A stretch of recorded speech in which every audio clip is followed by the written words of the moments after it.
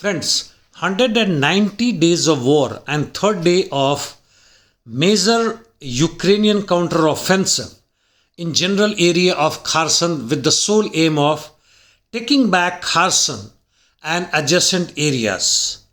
The claim are from both the sides for the victory and failure.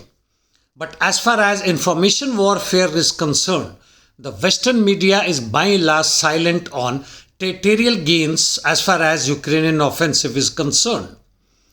Of course, they claim 4 or 5 villages, small locations to have been taken over by the Ukrainian army, but they are silent on the losses that Ukrainians incurred.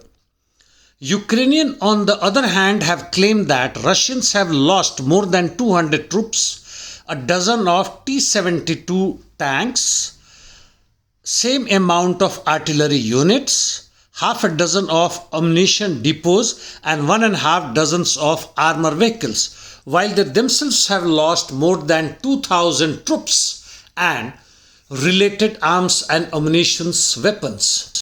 There is general confusion not only in information and media but also on the ground.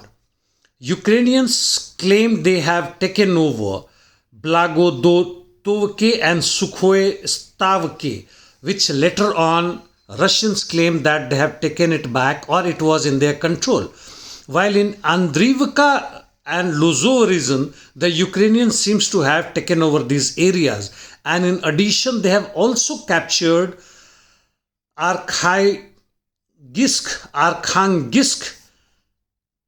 Oligino and Tarnovoe.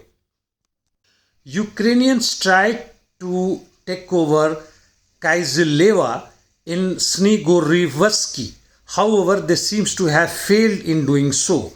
And similar thing happened on Nikolaev Pervomaiskoye Snegorove highway.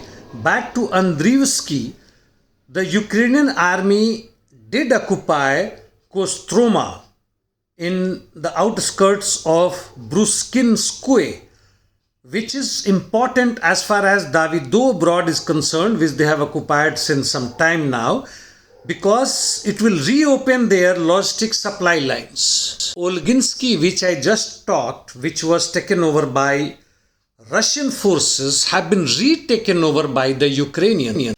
To cut the whole story short, it is very clear that despite USA aid to Ukrainian armed forces, not only in weapons but also in the initial planning, as CNN claims, which is a direct intervention in the war by the USA, the Ukrainian counteroffensive by and large has not succeeded, and I will not be surprised if third wave follows after this.